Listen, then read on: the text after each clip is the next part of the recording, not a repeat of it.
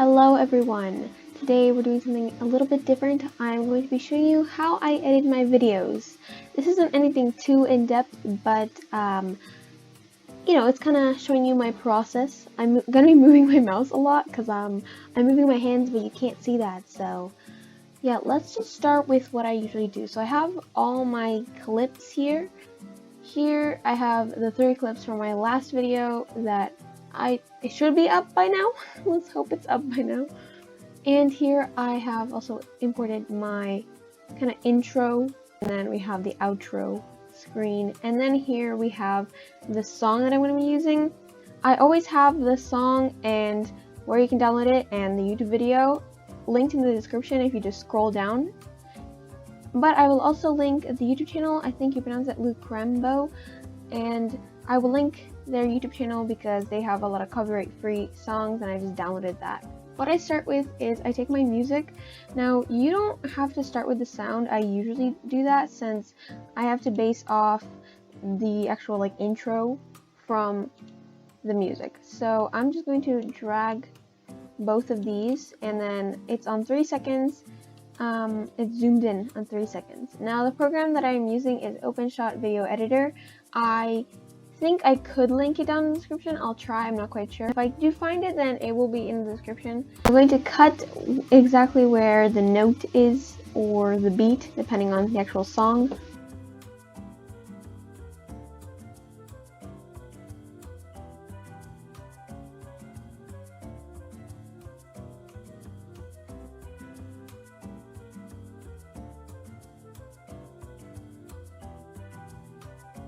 So I also cut it right where the note is, and then I start the actual video there since I just think it's really satisfying. I'm going to just cut the music there because this is going to be louder. I'm just going to click on the rest of the music and then scroll down till you see volume, and then just double click, and I usually make it 0.03 or something around there. Now obviously if you don't have that kind of intro, then you won't have to do that, and if you have the same intro song, then you could just edit it and then import one exact clip every time, but I like to switch it up depending on the music, so yeah, that's why I manually go in every single time. Now when it comes to the actual editing of the video, I edit out all the silence, obviously,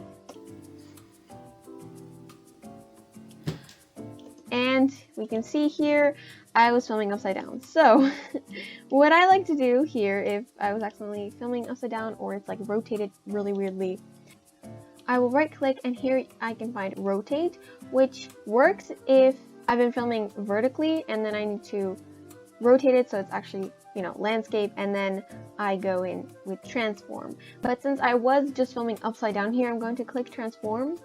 And then you can see here you have the screen. Now I use this a lot for different effects, and it can be a little bit complicating, so I will go in depth with this a little bit more, and less the actual editing part, since all you have to do is really just cut out all the silence, and every time you mess something up, then you can just obviously cut it out and then delete the clip, and I think that seems pretty simple. I will go a little bit more in depth in the type of effects I use. Here we have the actual screen. Now what I do is I just drag a little bit and then I put it back. And now it's right side up. I don't know how it just flips it by itself, but it does. So let's go in and just edit out this and just put everything together and make the intro good. I'm back, everybody.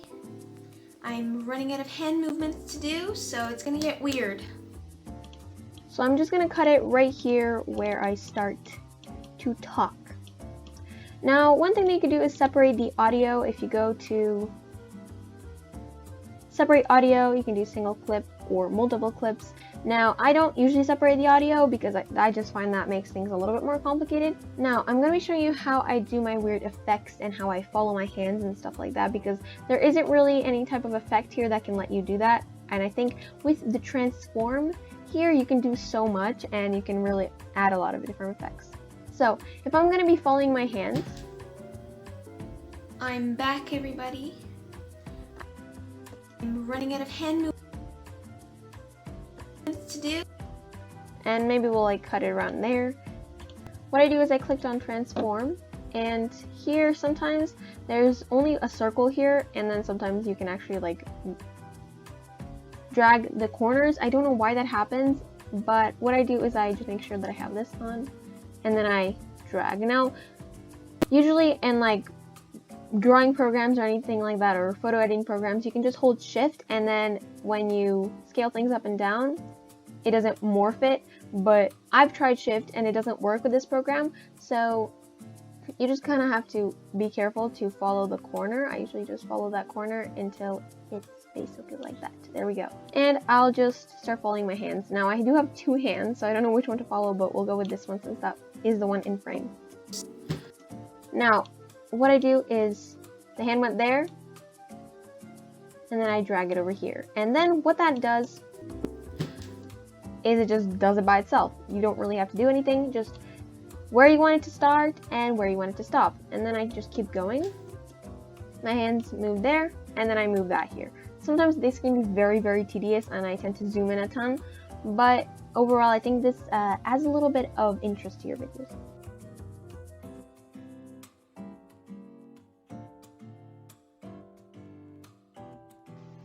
And so here we are. This is the finished product. I'm back, everybody. I'm running out of hand movements to do. And that's pretty easy. Now, there's a lot of things you can do with transform ability. One thing that I tend to do is I will just show you for an example, is I tend to warp things quite a bit. So I'll start it like there, and then, for example, when I clap, if I want things to go, if I want things to flip, which might be a cool effect, as my hands drag from the corners, maybe the actual like screen can be doing that too. So I just see where I clap right there, and then I just take this, and then I just take this and flip it. It can be very, very simple since it just does it for you and you don't really have to do much. Obviously this takes a lot of just trial and error to make this actually look good, and you can do a lot of different effects. One thing that I also like to incorporate is text. Now, if you go to title, you have a lot of different titles that you can do here, but I always go for this regular one. It's called Gold 1, and I usually change the text color to white, but obviously you can do whatever. And for example, I clapped there, and so I'm going to just type in that, and then we have a little title here. So if we put it on top of the clip, then it's going to appear there, and you can see that it's basically like an overlay. Luckily, this is kind of like a clip, so you can end up transforming it however you want. So I can make it bigger and smaller, and I can make it move around just like I can do with the rest of the clips. And I know a lot of people first just do the first rough cut and then they go in with effects, but I don't like doing it like that. Personally, I just go along and add the effects as I'm editing, and then when I'm at the end of the video, I've basically done, and then I add in finishing touches if I need to. I think if I go through the video, edit it, and just not do any effects, then I get a little bit lazy to go back from the start of the video and feel like I have to do everything all over again, when in fact I'm just doing effects. And when I'm watching the video, I feel like I have an idea of what kind of effect I want to do, so I just end up doing it immediately and not having to wait to go back and do everything afterwards. So I just go along. That's just what personally works for me, and that's how I do it. Now there's a lot of different settings here, and I don't know what all of these do, but I think with a lot of finicking around and just like fiddling with it, you can, figure it out. One thing that I think is pretty helpful is rotation. Now, for a while, I didn't really know this was even here, and I think it's definitely very helpful now. Whereas, for example, if we type in, okay, it's like 0, right? And then if we wanted to end on it, like if we wanted to do a full 360, then we'll do it at the end, and then just type in 360, and that's basically the degrees. And hopefully, Weird movements to do, so it's gonna get turn. weird. Obviously, this is very slow, so if you want it to be faster, you would have to, put the actual like cursor thing here and then type in 360, and then this will be very, very quick. Hold on. I'm running out of hand movements to do. See, that was very quick. There's so much you can do with this, and I think it's definitely very helpful.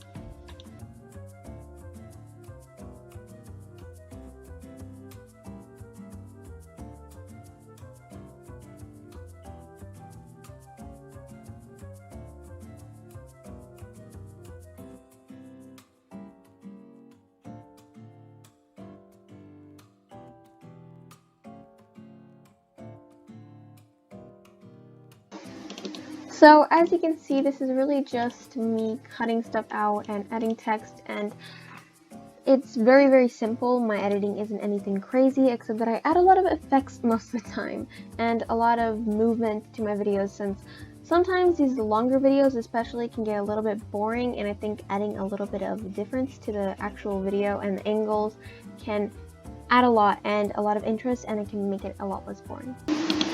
So I've been editing for a bit, and here I'm gonna add this like weird explosion thing. I'm not sure if it's gonna stay. I don't think it's that funny, but I want there to be a little bit more interest in the video, so we're gonna add this in, but I want it to be transparent, so I'm gonna go over here and find alpha, I think it is. Yeah, it's the first one. Never mind. And then I guess I'll do it like 0.5. That seems fine. I don't use it too often, so I don't have like a preferred opacity. I don't know, man. I don't know if I like that. We could leave it like that. I have my beat up sketch. I don't like that. It's not very funny.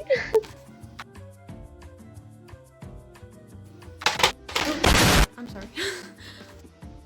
Okay, I like that because I said I'm sorry right after the explosion, and it's like I'm apologizing for the... I'm sorry. Yeah, that's better.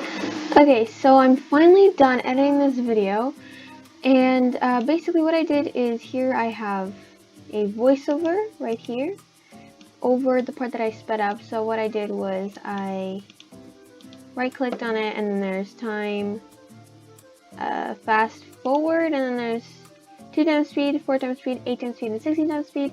2 times speed I don't usually use for speed paints because that's way too slow, unless you do want, you know, you do want people to see exactly what you're doing.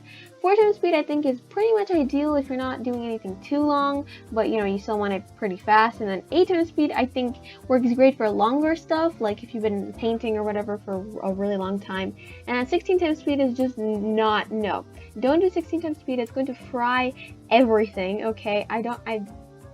I have tried it, and it lagged so much, like you can't even play the video afterwards. So don't use 16 times speed. 8 times speed is laggy enough already on its own, so it just don't. And because it is laggy, especially if you have like a bunch of other effects and like a longer video before that as well, just like I do, then it's gonna lag and you're not gonna be able to play it. Like if you can see here, oops. Cut. Yeah, exactly. I don't know why it's doing like that, but see, it just doesn't play. It doesn't play. It like cuts itself, and it's really hard. So what I do is I see, okay, so this is playing from like starting around like 11 minutes, and then it ends at around like 13 minutes or 15 minutes, sorry. So I'll just like talk for like 4 minutes or whatever, and then I cut it up and like sync it in and everything. All we have to do is I'm just like move everything over a bit just so everything lines up, because I made a little mistake here. Okay, I fixed it. Now it's done. It's basically done now. I have it on 15 seconds because there's a lot to scroll through here. So I sped everything up. I did everything. It's done. All the effects, all the random stuff, all the sound effects. I might actually not be adding any sound effects on this one because there's already a lot of there's voice effects on my voice, and this video is already chaotic enough, so it's fine. We don't need sound effects.